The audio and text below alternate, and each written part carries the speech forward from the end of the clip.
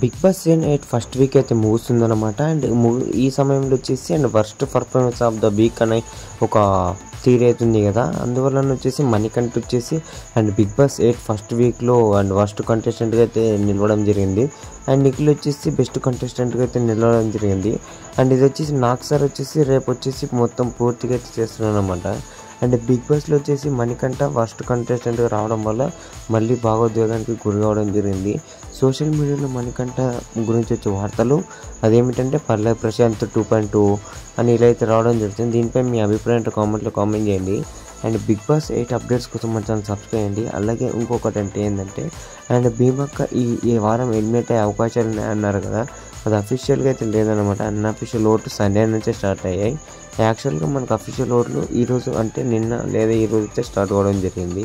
And Bigg boss 8లో వచ్చేసి and ఇది జరుగుతుంది అనమాట. అండ్ మణికంఠ వచ్చేసి first contestant and first week అని రావడం జరిగింది. Thanks for watching.